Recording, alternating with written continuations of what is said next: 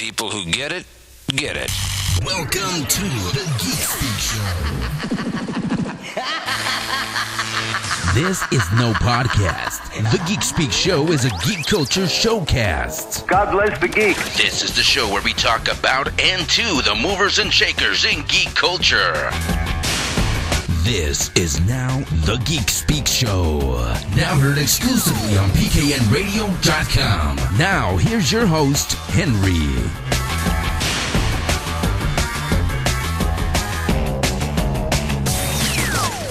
Hey everybody, welcome to the Geek Speak Show. I'm Henry. Violet is here, just not actually here in the studio yet. She actually sent me a text while the thing was playing there, saying that she's actually stuck in traffic for the first time since she started doing this show. Seems to be a little bit of traffic out there, so as soon as she gets around the traffic, she will be here and join the festivities today. What a festival it will be today. Two things that we all love here on the Geek Speak Show, and all of you out there also, because you are geeks and you're listening to the Geek Speak Show, and that is, first of all, Comic-Con.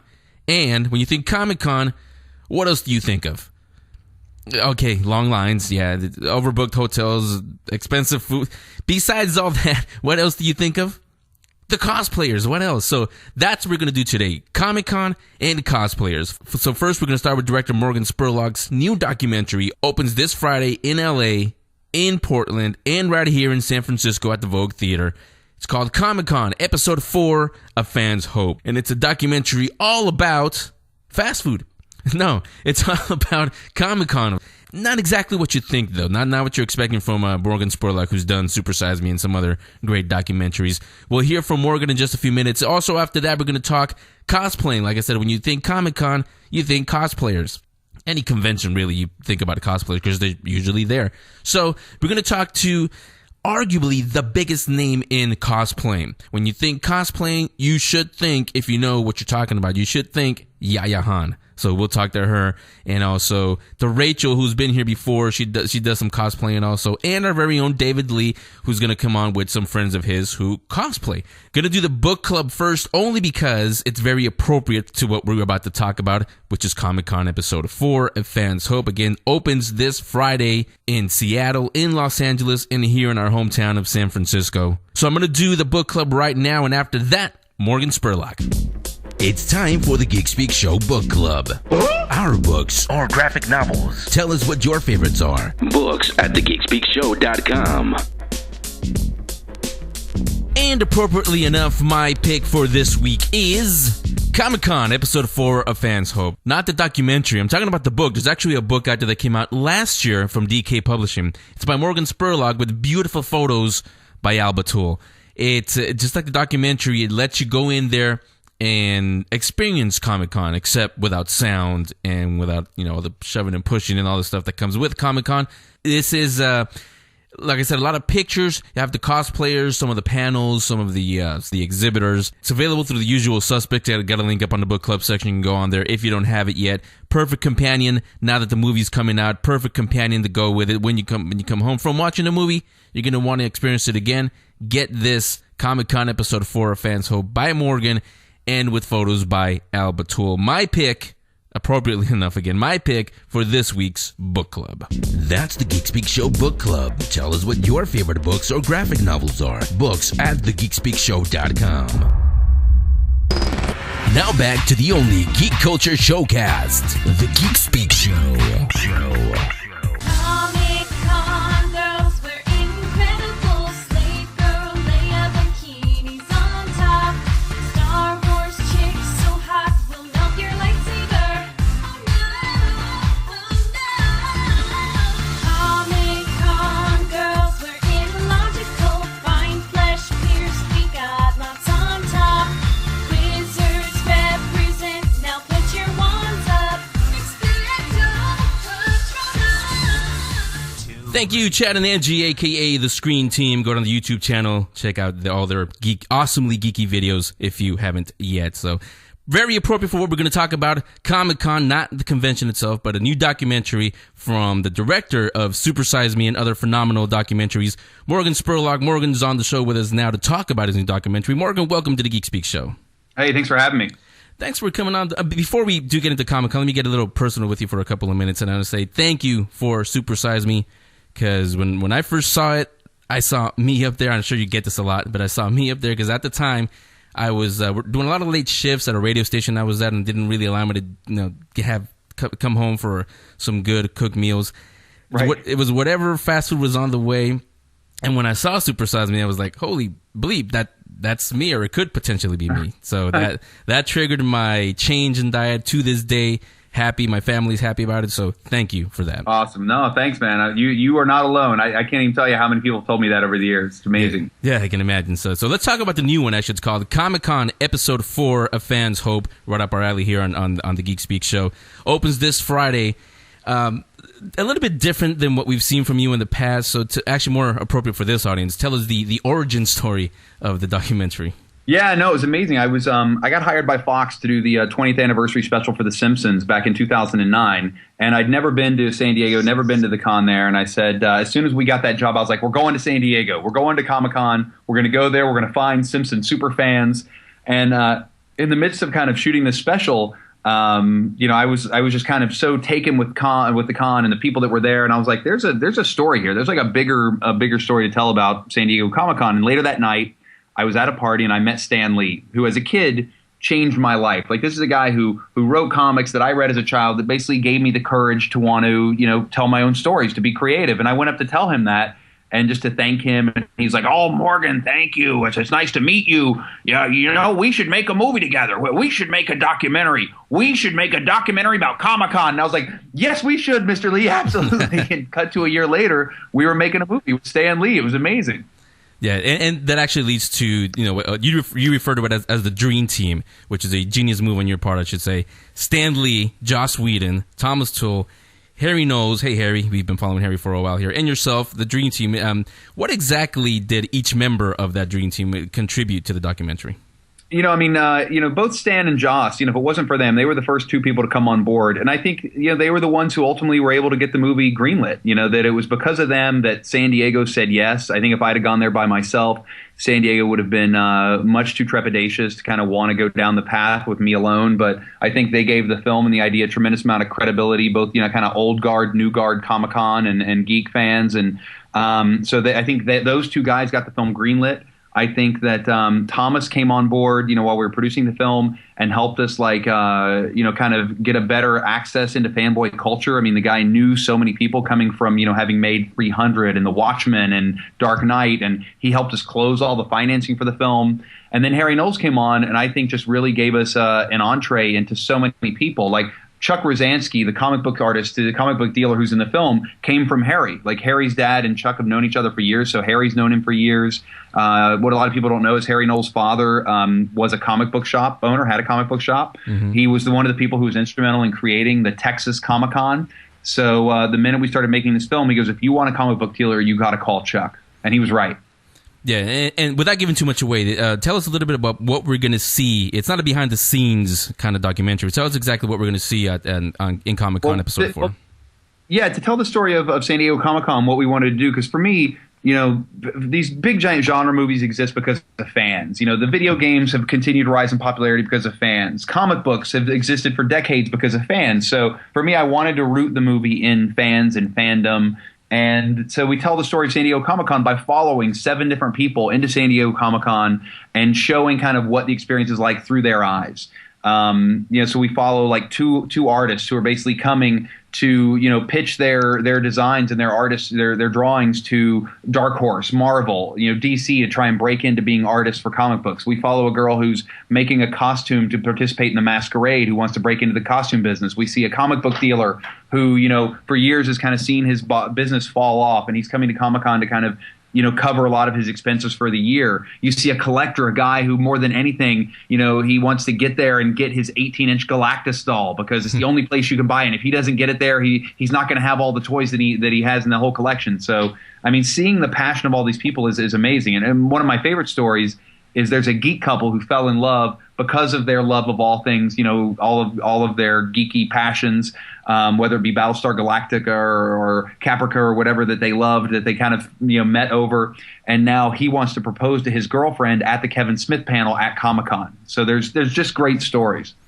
Was that the plan from the beginning to have the 5 protagonists and follow them, or was it a little different when you first started thinking about it? No, the original idea was to follow people in. Like I wanted this to kind of be this, kind of fly on the wall, omniscient story of what makes the con tick. And for me, it's these types of people that make the con tick. When we first started taking the movie out and meeting with investors, I would sit down at the table, say, here's the movie. And they're like, okay, great. Well, we'll give you the money, but you're going to be in the movie, right? And I was like, no, I'm not going to be in one frame of the film. I'm not in the movie. And they're like, well, we'll give you the money, but only if you're in the movie. And then I was like, well, then we'll find the movie somewhere else. Like it was interesting that there were investors who only wanted to make this film if I was going to be on camera, but we stuck to our guns, and and I really believed it was the smartest thing to do because I think telling the story through the people who kind of live and breathe this on a daily basis was the best story to tell.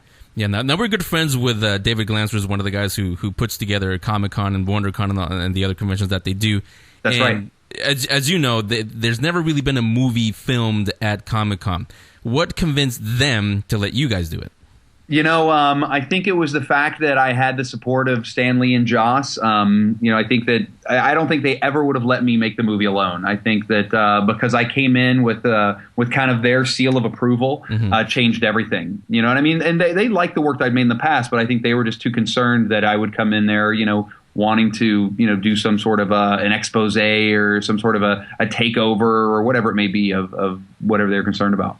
Yeah, I mean, we geeks, we get made fun of enough. We don't need Morgan Spurlock doing it too. That's right. And, well, that's the thing is, like, I'm a fan, and so I wanted to make sure we told this, this film through, the eyes of a fan as well. Yeah, I was gonna say, actually, would you consider yourself, before you got into this, would you consider yourself a fanboy or a geek, if you will?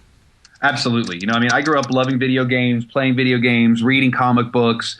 Being that weirdo outcast kid. It was the movie Scanners when Michael Ironside made that guy's head explode in Cronenberg's film that made me want to make movies for the rest of my life. So, I was very much a fanboy. Yeah, and when was this film? Was it in last year's Comic-Con, or when did you film it? We filmed it in Comic-Con 2010. 2010, okay. And, I don't know if you've probably read it somewhere or heard it. A lot of people there, the only complaint they have about Comic-Con, besides the hotels and the long lines, is it's getting too Hollywood. Yeah. Did you ever think that if you did this, that would just take those people over the edge? Well, I think that there's people who say, how do you feel about Hollywood taking over Comic-Con? I think the only thing that Hollywood has taken over is the media coverage of Comic-Con. If you go to Comic-Con, there's 6,000 people in Hall H who are there watching the launch of the next big movie, whatever it may be. But there's 144,000 other people who aren't in Hall H, who are in another panel, who are listening to someone speak, who are getting an autograph, whatever it may be. I feel like the media has just latched onto that because somehow, we've been convinced that that's what's important, or the media believes that's what's important. So we get two sides in Comic-Con coverage. You get, oh, look, here's all of Hollywood stars coming out to Comic-Con. There's Angelina Jolie promoting her new film. And oh, look over there at all the weirdos in costumes. Like, those are the only two stories you ever really get told. And, for me, it was about a much deeper story than that. There are people who are going there with real goals and real missions, and I wanted to show that. Yeah, and we are going to see this, by the way. It opens this Friday in Portland, Los Angeles, and here in San Francisco at the Vogue Theater here in San Francisco. Interviews that are in there. It's not just, obviously you follow the protagonists that are on there, but there's also some interviews with some celebrities, right? Oh, it's filled with celebrities. People like Kevin Smith, Seth Green, Seth Rogen, Olivia Wilde, Kenneth Branagh, Paul Dini. There's so many people from in and around, the world of comics. It's great. I think there's Guillermo del Toro, who interviewed in the film, I think really sums it up. He says Comic-Con is like a Russian doll. Like, there's many Comic-Cons inside of Comic-Con. And, just like there's something for everybody at Comic-Con, there's something for everybody in Comic-Con Episode 4, Fans Hope. Yeah. Are there any interviews that didn't make the final cut and we could eventually see in the home release? Oh, yeah. There's going to be a bunch of interviews. There was an amazing interview we did with Felicia Day, who we ended up never being able to fit in, a lot of places in the film. Nathan Fillion, same thing. Jerry Robinson, creator of The Joker, we did an incredible interview with him, and then he's since passed away.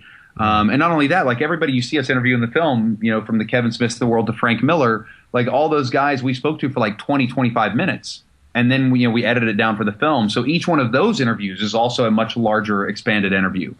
Yeah, so it's director Morgan Spurlock, his new documentary, Comic-Con Episode 4 of Fans Hope, opens this Friday in Los Angeles, Portland, here in San Francisco at the Vogue Theater, like I said. Morgan, have you given any thought? I know this was going to keep you busy for a while, but have you given any thought about what the subject for your next documentary could be? The next one, we're doing a film all about the magical world of male grooming. We're doing a movie with Will Arnett and Jason Bateman, and there's also Zach Galifianakis in the film, Paul Rudd, Judd Apatow, Scott Ian from Anthrax, and we talk about this phenomenon known as manscaping, and the movie is called Mansome. The movie is Mansome. Just with those names alone, I'm sold. I'm there. Right on, man. I appreciate it. Okay, so again, Morgan Spurlock, new documentary, Comic-Con Episode 4 of Fans Hope, opens this weekend. You guys go out there and check it out. Morgan, thanks a lot. Wish you continued success. You're welcome back anytime. Appreciate it. Thank you. Take care. Bye-bye. Okay, everybody stay right there. I'm going to take a little break right now. I see Violet parking her car there, so she'll join us for the rest of the show. The rest of the show will be devoted to cosplaying. When you think of Comic-Con, or any convention for that matter, you think, of course, of the cosplayers. So we're going to start things off by talking to arguably the biggest name in the cosplaying community. That would be Yaya Han. She's up next. Stay right there. The Geek Speak Show will be back in a moment. Listen to us on the new home of the Geek Speak Show, pknradio.com, the talk of the net. Hear new episodes every Thursday at 8 a.m. Pacific and 11 a.m. Eastern, with replays at 9 p.m. Pacific and midnight Eastern Time. The new home of the Geek Speak Show is pknradio.com. Now back to one of the reasons you got the new iPad, the Geek Speak Show. It is the Geek Speak Show. Welcome back, and hey, welcome, Violet. Hi. I mentioned right before the break, I saw you parking your car. You were stuck in traffic, so you know that round thing? Just turn it and makes you go around the cars. There you go. So she is here. Everybody's here. Our producers are here. Finally, I'm not here all alone. But thanks again to Morgan Spurlock. Again, opens this weekend, Comic-Con Episode 4 of Fans Hope. And like I mentioned, when you think Comic-Con, what do you think? Huge. It's like ginormous. Yeah, the lines, expensive food, overbooked hotels. Everything. But besides that, what else do you think of? Cosplayers. Yes. Yeah, she was looking at me like, well, I don't know. What do you think of? Yeah, cosplayers. And like I said, we're going to talk to arguably one of the biggest names in the cosplaying community. That would be Yaya Han. Yaya, welcome to the Geek Speak Show. Hi, guys. Thanks for having me. Thanks for coming on with us.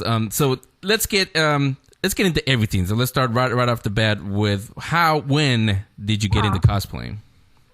Oh, my gosh. I've been cosplaying I'm going into my 13th year now. In July, it'll be my 13th year anniversary of cosplaying. So I've been doing it for a very long time, and I've seen the community evolve, and I've learned a lot as a person. And, cosplay really is my life. It's my lifestyle.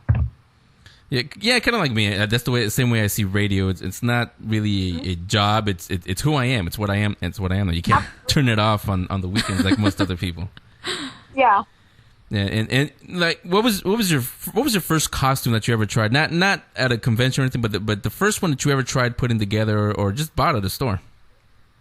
I actually have never bought a costume. Now to think of it, I've always made my own outfits, and before I knew what cosplay was, I went to conventions as a fan artist. So my first convention was Anime Expo 1999, and I saw people dressed up in costume there, and I've always been an anime and manga fan, grew up with it. So that was like a huge eye-opener. I thought, oh my God, I don't just have to, draw the characters that I love. I can actually become the characters if I want to. So as a creative person, as a big fan, I just thought it was the most amazing thing. So I started trying to make my own costumes. And I don't actually quite remember my very first one. I think just from the beginning, I started working on multiple outfits at the time. But I don't know, it just sort of like I got hooked and couldn't stop. Halloween must have been really fun in your household, huh? Yeah, I've done some crazy stuff on Halloween, but I've gone to conventions on Halloween. I've done the celebration downtown LA. I forgot where it is, but like this, where it just takes over a whole city block. And but then there have been also years where I was like, I've dressed up, 25 weekends out of 52 this year, so let me take a weekend off. Let's just, go and watch horror movies or, go on a ghost story ride or something. So, yeah, I basically am dressed up in costume almost every weekend out of the year. So like you said, you've been doing this, or you're going on to your 13th year. Do you feel like there's been any like major changes in the community with cosplay that you've like noticed, or?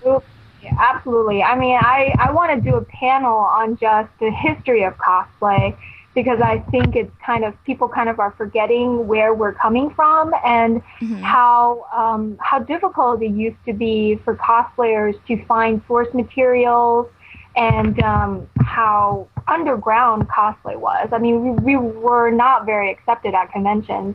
When I first started, contests were run by just random people, and the judges for the contests were voice actors or whoever the guests were at the convention who didn't know anything about costume creation and craftsmanship.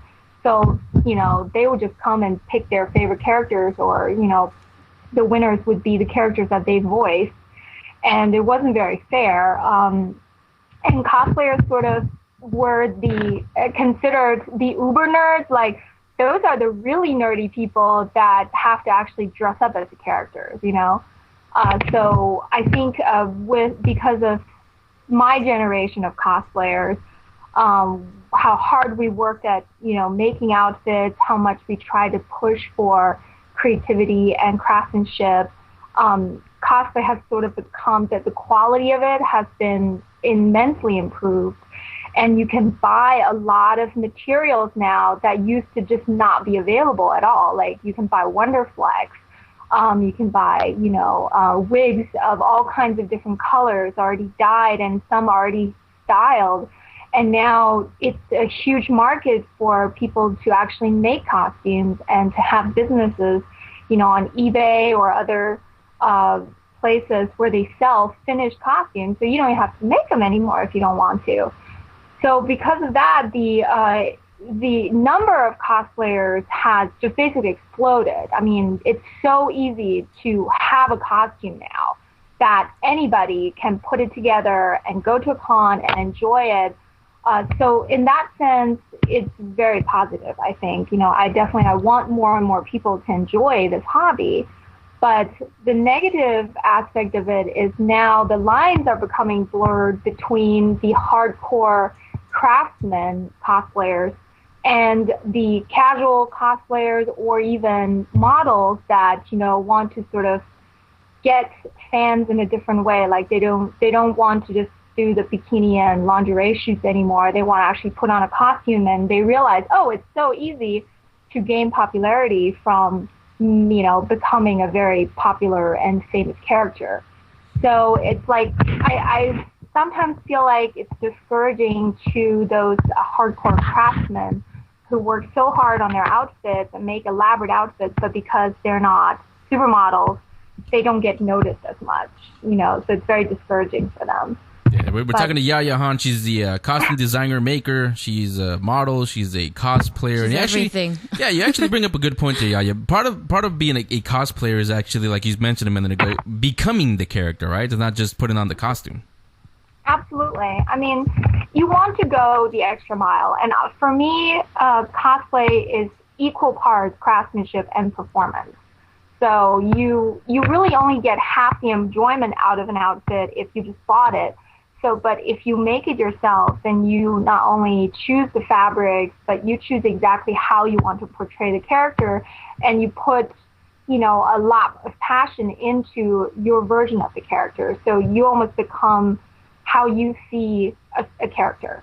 That is why one character can be cosplayed in like 50 different ways. Like you can see two people choosing the same character but taking completely different routes and using different techniques for the finished outfit. And I think that is where the limitless creativity comes from.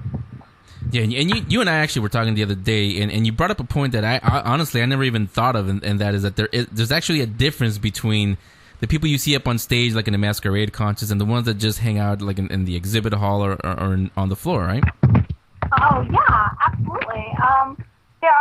definitely many different types of cosplayers, and the two most noticeable would be the hall cosplayers who just, want to make a costume and hang out in the halls and with their friends and just do photo shoots. And then there are those that make competition outfits. And they spend months preparing a performance. They have to record the music and actually sometimes write scripts for their skits and record voices. And then they, go on stage and compete for prizes. So it is really cool. It depends on, who you are and which route you want to go. When I first started, I was a competition cosplayer. I traveled to various conventions and entered contests and did really elaborate skits with my friends.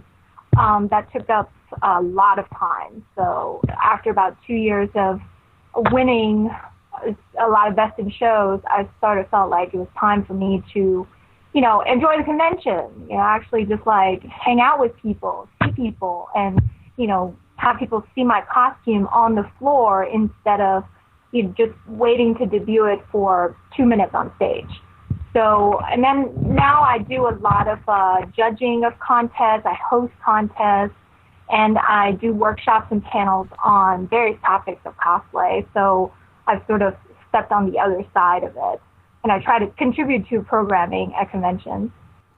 So kind of like how you're saying that the positive part is it's becoming so much more open to a lot of people. Do you have any suggestions for those that are just starting out in cosplay? Absolutely. I mean, the most important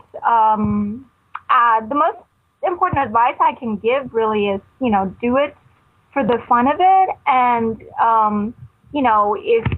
if possible, try to make your costume. That is, because you would miss out on so much pride and so much enjoyable experience knowing that you created something that you're wearing. And there are so many resources out there that it's very easy for people to Google and tutorials. If you want to find certain materials, you just type it in Google and pull up websites where you can find them. Accessories like wigs and shoes are very easy to find now. So don't be afraid to do the research. If you put the time into your research, then the outfit will come together a lot easier.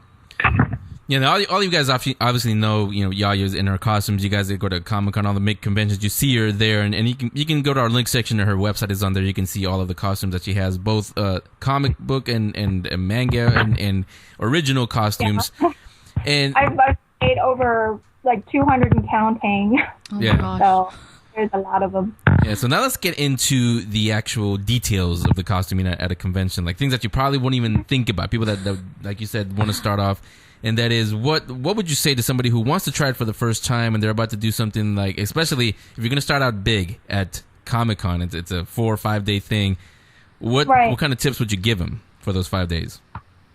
Well, Comic-Con is actually not as cosplay friendly as you think, and because it is held in a convention center during the summer, it's very hot, and a lot of people, if you want to bring a big costume, you have to stand in line in it. You have to walk from your hotel or take the shuttle to the convention center. In the 100-degree weather. It just becomes very exhausting and painful after a while. So in my experience, I try to choose fairly mobile, fairly comfortable costumes to wear at Comic-Con, and I save the really elaborate outfits for conventions that are held in a hotel where I can just, go from my room to the elevator and go downstairs and be at the con.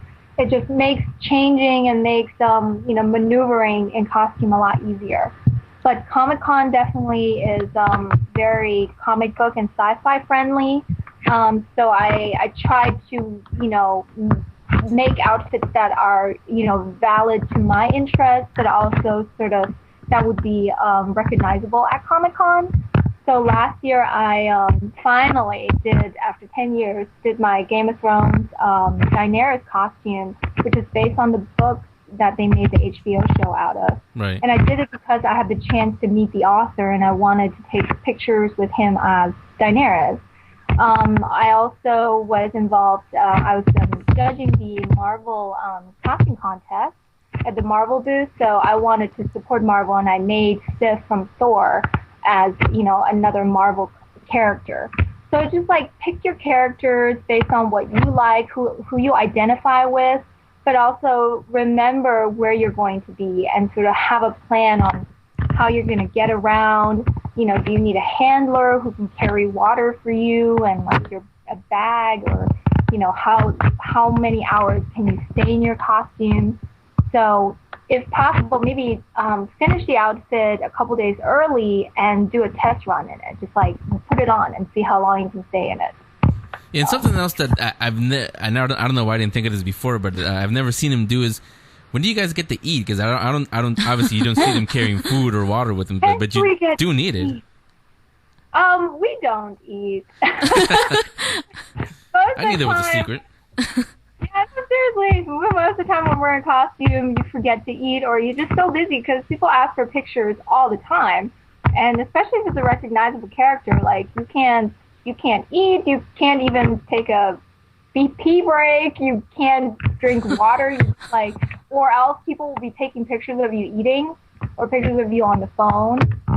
And so it's like it does become like you have to be aware. You become a walking entertainment piece, So it is responsibility. So that's why I will usually do one day of Comic-Con out of costume, just so I can walk around and see the booth and be a geek instead of just picture here, picture there. Okay, and then I'm like, what is over there at that booth? I want to see. I want to know what's going on.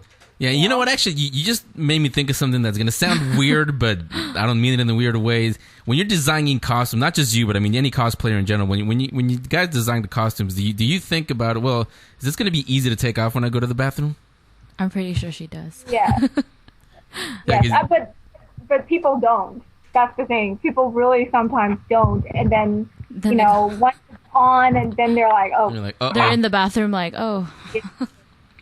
Yeah, and every once in a while I do have costumes where there really is no way to get around it. Like, to be able to, go to the bathroom, you have to take part of it off. So that's why handlers are really, really important. So, my friends and I, we try to switch off. You be my handler today because I'm in the big costume today. And then tomorrow I will be your handler because you're going to be in your elaborate outfit with a mask on you can't see, so I can make sure you get around. If you have a big costume plan, make sure you have nice friends who are willing to sort of take care of you a little bit. And also for girls, if you're going to be in a skimpy outfit, if the character is, wears something revealing, definitely try to stick within within a group. Yeah, because that's actually a question that you should ask is, how do you deal with the weird guys that are going to come at conventions? Well, that is a long-standing question, and I do a sociology panel at convention, sociology of cosplay, and the topic of skimpy costumes comes up every time. And my view on it is, we are dressing up as fantasy characters. These are men's fantasies.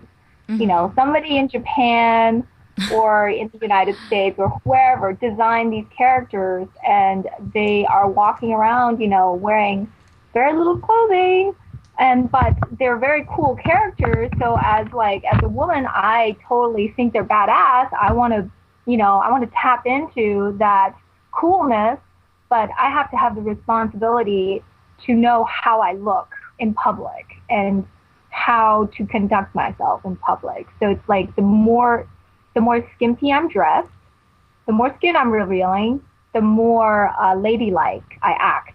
Because, you have to make sure people know you're doing this because you love the character. You're not doing this for the attention only, And so in that sense, most men are, they are polite, and but there are some that are more grabby, or especially Dragon Con, some people drink at night and just sort of forget themselves. And so that's where, again, having other people around you really helps, and you just have to really set your personal boundaries. You're okay, I feel okay with them putting their arm around my shoulder, but not with them putting their arm around my waist and pulling me, to them really close. It depends.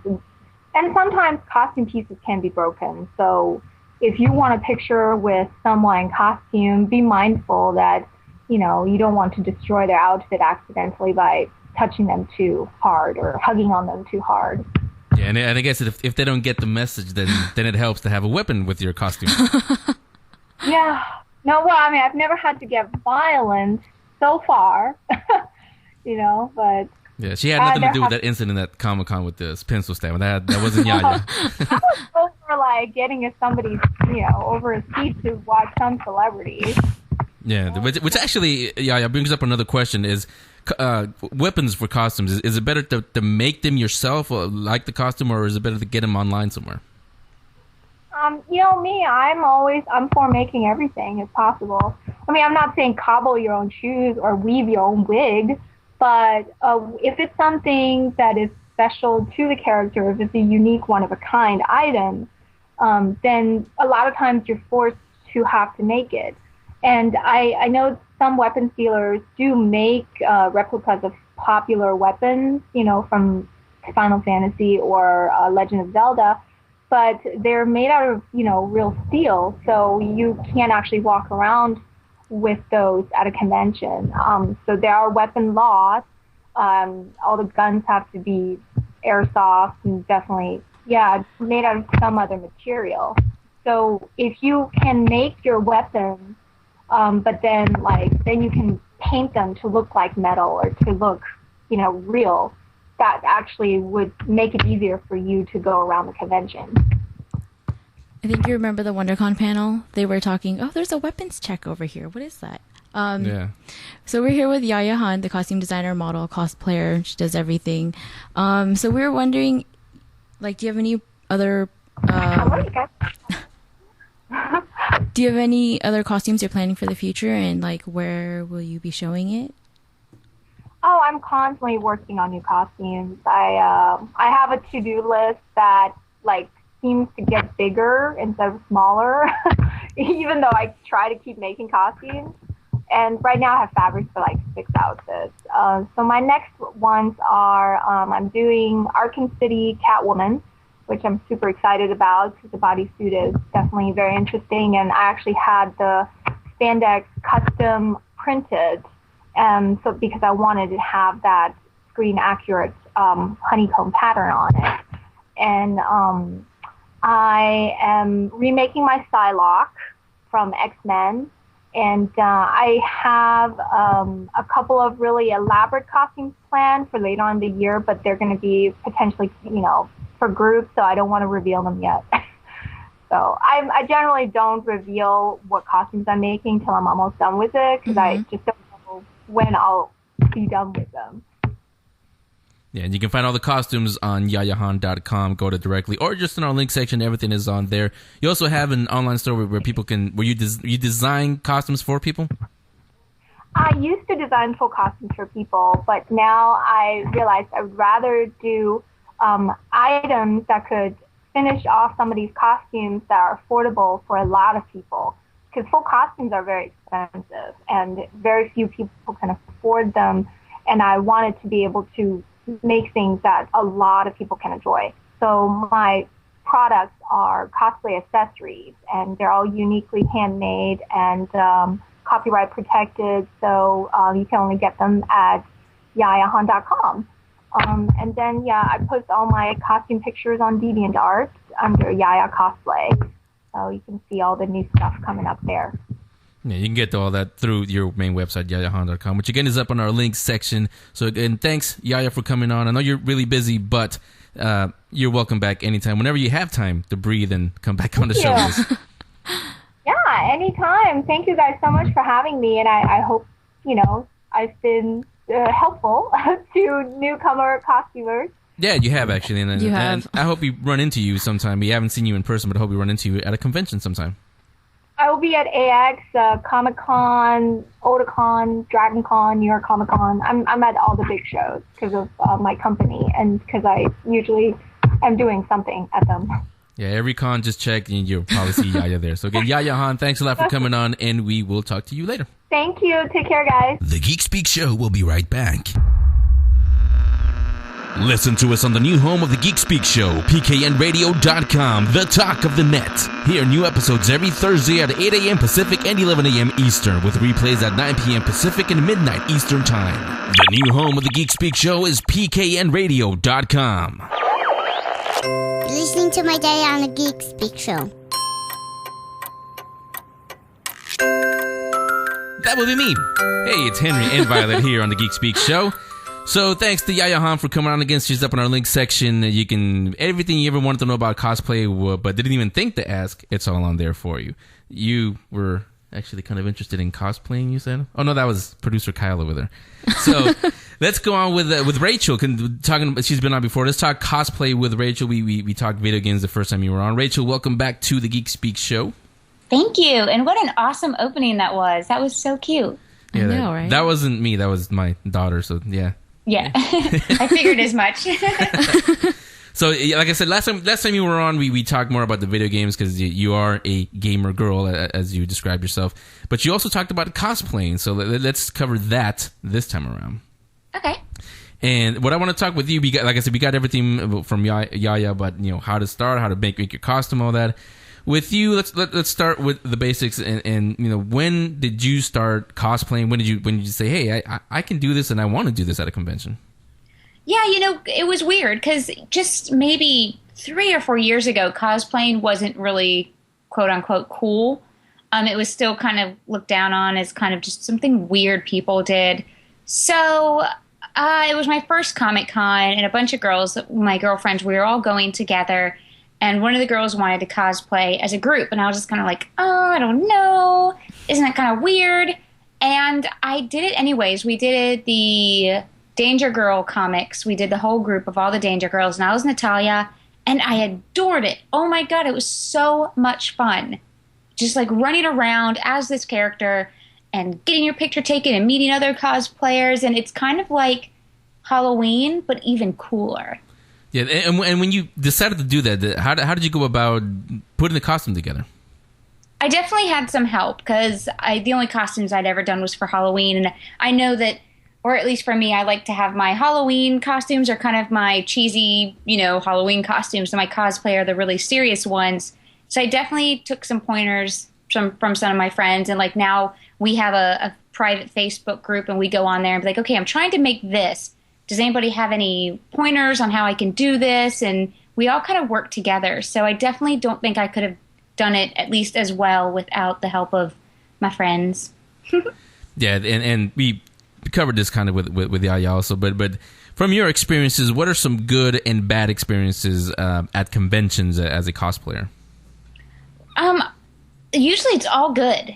I think the worst is when you have a costume that you have bulky parts or weapons. Like when I did Kratos, I had those huge blades of chaos, and I didn't really think about it until I already had them on, but I had the chains actually attached to my arm, and the chains were attached to the blades. So once I had them on, I was like, wait a second, my hands will never be free for the rest of the day.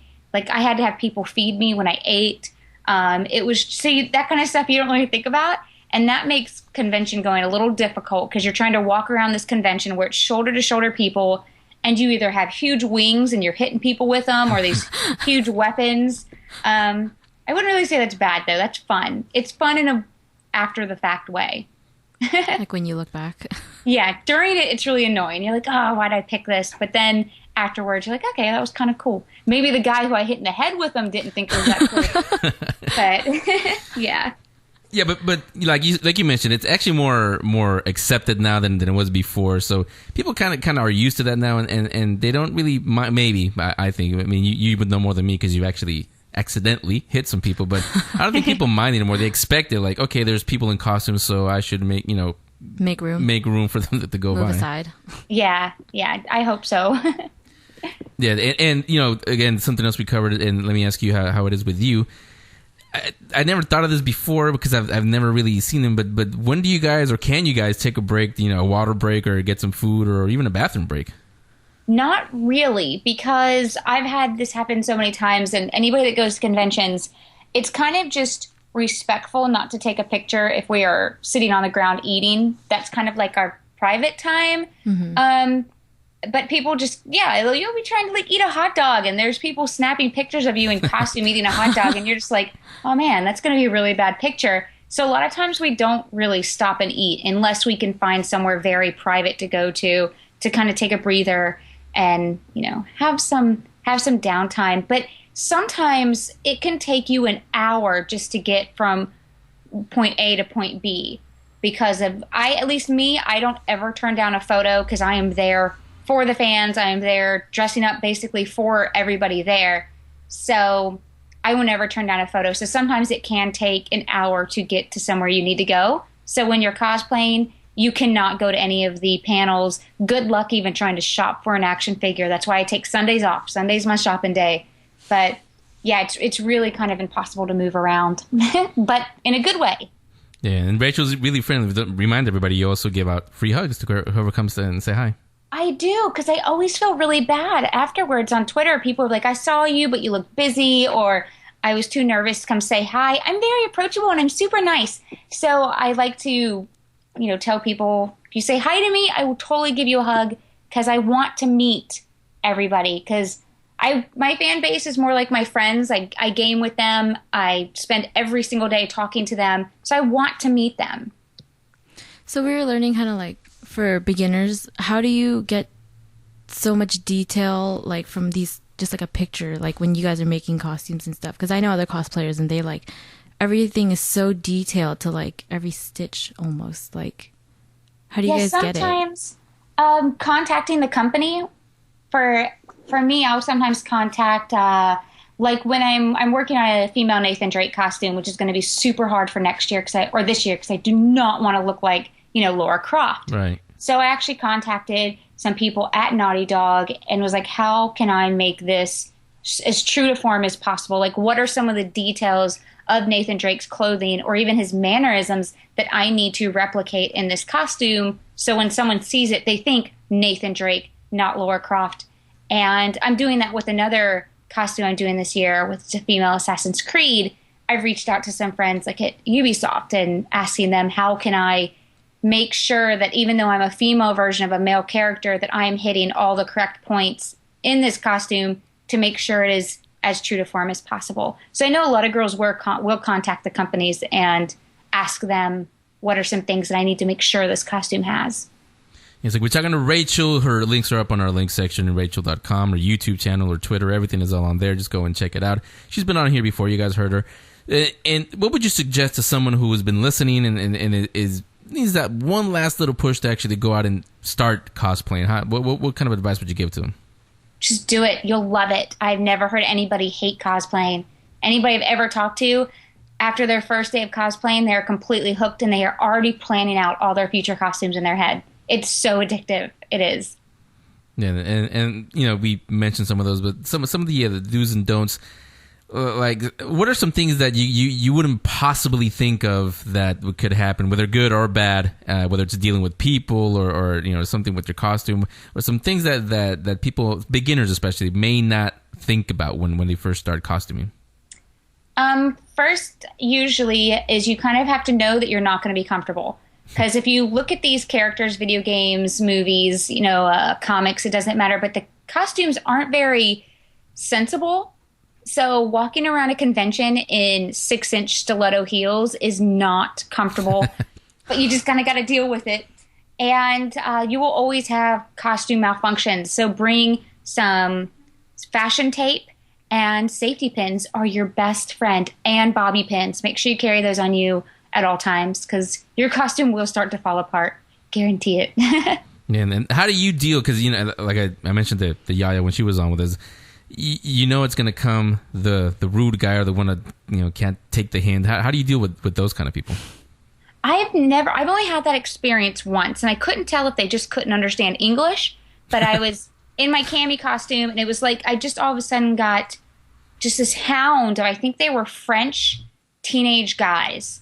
And they just kept posing with me and just kept grabbing my butt. And I would be like, no, you can't do that. And then they'd all kind of look at each other and start laughing, but speaking, I think it was French. So I don't think they even understood what I was saying. But other than that, every person I've encountered has been so nice. even almost to a point where a guy will be scared. He'll do the hover arm where he'll put his arm around me but not actually touch me. Right. And I'll be like, you can touch me. It's okay. Put your arm around me, or I'll grab somebody and actually like put my arm around them to get them to be comfortable in the photo. So they're actually usually nicer than they even need to be. Yeah, you know what it was with those French guys, that they were cosplaying. They were being Pepe Le Pew. Yes, probably so. Yeah. I totally didn't get it.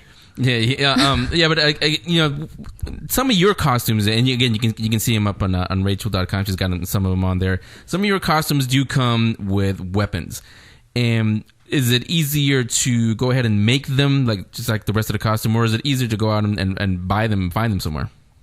It depends on what kind of weapon. Like my baby doll gun, I just bought I think it was like an airsoft gun or a BB gun or something.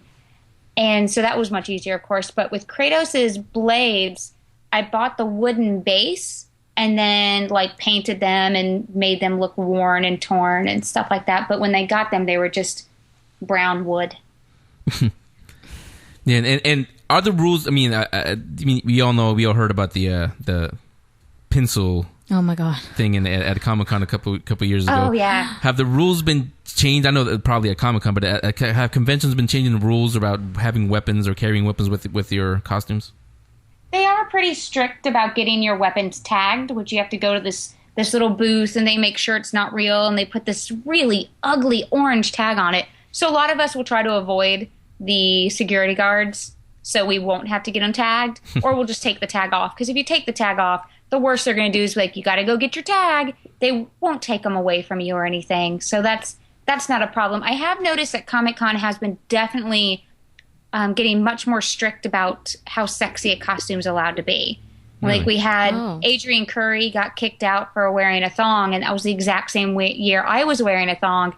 And I had a security guard try to take me out of the convention hall, and the camera crew I was working with kind of stepped in, and they were like, we have a right to film here, and got in front of her and me, and then I just ran off and disappeared into the crowd. So they have been getting much more strict about how much skin you actually can show. Even though I was wearing pantyhose, they were flesh-colored, so I guess you couldn't tell. Do they tell you that, or do you kind of just figure it out when they come and try to stop you? Yeah, I don't think I have never read any rules about cosplaying. I've just always kind of like done it. But I, just from what I've been hearing from other people not being allowed to get in, and my own experiences, I definitely feel like they are cracking down. Yeah, now, as far as picking the costumes, especially now that we have all these especially Marvel, the superhero movies that are coming out, are there purist cosplayers? What I mean by that is are there people who choose strictly what the comic book design is, or they go with more what the movie design is? There are definitely purists. I have a lot of trouble with that. I get called not a true cosplayer and stuff because I do a lot of the male characters. Right. So I like being able to do that because I like a lot of these male characters. I love Nathan Drake. I love Thor. I love Kratos. So I want to be able to represent them. But I also like doing that because it allows me to have a little bit more creative control and be creative with the costume. If I'm just looking at somebody else's work and just exactly replicating that to a T, I don't get as much satisfaction out of it because I don't really feel like it's a part of me. That costume's not my interpretation of the character. But there are a lot of purists that will completely look down on anybody that even takes the smallest liberty. Like with my Supergirl costume, I got a lot of backlash because I have a belly button ring. And they're like, Supergirl couldn't get her belly button pierced. It's like, oh, come on, really? So, yeah, there are some out there. Yeah, and for you personally, when you do wear the costumes, do you do the whole thing and actually become the character, or is it just wearing a costume to you? It's more than just wearing a costume. I am trying to make sure that I don't do anything stupid. I'm trying to represent the character and even the game company. But I don't go around talking like them. Like, Cammie's British. I can't do a British accent, so I don't even try. But I do try to represent her and Capcom when I'm dressed up like her. So, like you mentioned that some of your costumes previously, you've gotten backlash. How do you take that? Do you take that as, like, constructive criticism normally, or? Not really. Well, when it's constructive criticism, on something that maybe I could have done better, then absolutely. But I mean, if they're fussing at me because I'm not exactly looking like the comic book or the video game, then not really. I just understand there's two different types of cosplayers. And I get so much more satisfaction making a costume the way I feel that character is instead of just looking at a photo and replicating it. Okay, so Raychul, again, tell us again, where can we see you? What conventions that are coming up? I'm assuming you're going to be at Comic-Con again? Oh, yes. Comic-Con for cosplay is my big convention. Usually WonderCon, but of course they were in Anaheim this year, so I couldn't go. And I'm toying with the idea of maybe going to Anime Expo, but that's like right after E3 and right before Comic-Con, so I just don't know if I can fit it in. But I'm going to try. Okay, so you can check her website. It's up on our link section for all that. Also, her YouTube channel is on there. What are you doing? I haven't actually, I've been so busy on the show. I haven't checked your channel in a while. Anything new that's going on the YouTube channel? Yeah, I just posted a video about the, I think it was the top 7 things gamers hate about video games. It's just running through things that annoy us, like invisible walls and set quests and, all of that kind of stuff that we don't like, but we just keep getting in all of our games. Yeah, and Raychul definitely knows what she's talking about. Where else can we see you, or what other channels, anything else that you have that you want to plug? I am doing a weekly live show every Friday at noon Pacific time, which is called Week in Geek, and it's an hour-long live show going through that week's news, and then we do a live chat afterwards, and that's at twitch.tv/weekingeek. And I'm also in the running for Maxim's Gamer Girl, which is maximgamergirl.com/Raychul, and I would appreciate the votes. So go on there go on there and vote for Raychul. And so, Raychul, again, thanks a lot for coming on. You're welcome here anytime, and we'll talk cosplay, we'll talk video games, we'll just geek out about stuff. I love that. Okay, so Raychul, again, thanks a lot, and we will talk to you later. Thank you. That's it for this week. So, you know how to cosplay now. Producer Damien's in here. He wants to cosplay now. What are you going to be? Strawberry shortcake? What do you say? No, so I'm taking that as a yes. Now, I tell you, you know who you could be? Miles Morales. Perfect for you. So, thanks again to Yaya Han for coming on, and Raychul. She's been on before, and you'll probably hear from her later on in the show because we've got some things coming up. And thanks again, Morgan Spurlock. Don't forget Comic-Con. Who wants to go? Too bad it's all sold out. But you can go this weekend to see what it's like in there. Comic-Con Episode 4 of Fans Hope, playing in limited release in LA, in Portland, and here in San Francisco at the Vogue Theater. We will be there. I forgot to mention, and Morgan forgot to mention, shame on us, on both of us, that he will be doing a Q&A on Sunday. Not sure exactly where. You can go to the website. It's up on our link section. He will be doing a Q&A live with all of you. So everything that I asked, and you said, Henry, you didn't ask this, you can ask him now. So that's this Sunday. Not sure when. Check the show times on the Vogue Theater website, and you can go and talk to Morgan and watch the movie too. Have a lot of fun with that. Next week, we're going to do something really fun, for me at least, and producer Damien and new producer Kyle over here. You guys are radio people. I have, like everybody else, dropped radio and taken it the online thing. We're going to talk to a guy who kind of did what Howard Stern did years ago with his Private Parts movie. Is he took all his experiences and turned it into a book, then a movie. This guy turned it into, what do we talk about here? Comic books. So he turned it into a comic book. It's called Radio Gaga. Going to come out July 18th, the same week that a little movie from Christopher Nolan comes out. And I won't give away too much because there's not too much to give away, but it's basically about, he was an actual air personality producer on a radio station, and he's, in his words, he failed miserably. Whoa. But he turned all his crazy listener stories into a comic book called Radio Gaga. So he'll come on. Chad Lambert's his name. Chad will come on, and we'll talk a little about the book, but we'll definitely share some stories about my crazy listener stories and his, and it'll just be a fun show. Also, you guys saw them we met him at WonderCon. You saw him, Violet. Well, speaking of, before we do that, yes, it's been like 20 months since WonderCon, but quick review. What'd you think? You were the only one out of all the 20 people who are in here watching us now. You were the only one that actually went with us. So what'd you think of WonderCon? I loved it. Like all the panels, all the like exclusive clips, like back to back to back. Like, you mean the Prometheus trailer, back to back to back? Yeah. All she liked was Doug Neff and then the Channing Tatum, whatever that was, 21 Jump Street. The only place that people actually saw 21 Jump Street was in that panel. No, I thought Looper looked good too. After I think that was like, and then The Amazing Spider-Man. I know you're adamant on it, but I liked it. Yeah, I don't really care about it yet.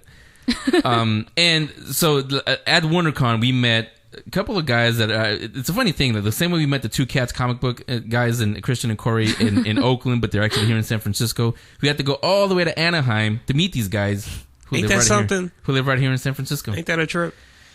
Aliens Took My Girl. It's a motion comic. It's out now. It's up on our Facebook page. Actually, it's up on their Facebook page. You can go there and they'll ask you for a password. The password, you're going to have to email me and ask me for it. It's henry@thegeekspeakshow.com. I'll give it to you. But it's free, and you know, it's in everybody's budget now.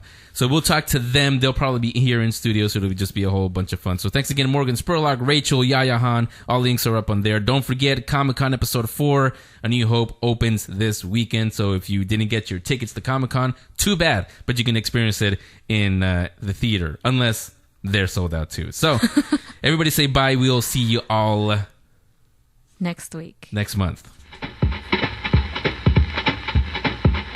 That's all for this week. Come back next week for a brand new episode, now heard exclusively on PKNRadio.com every Thursday at 8 a.m. Pacific, 11 a.m. Eastern. With replays at 9 p.m. Pacific, midnight Eastern. Follow The Geek Speak Show on Twitter at Geek Speak Show 1. Like them on Facebook, subscribe in iTunes, and listen to archived shows on YouTube. Search for Geek Speak videos. The Geek Speak Show is powered by Collider.com, RamaScreen.com, and GeekTyrant.com. This is now The Geek Speak Show.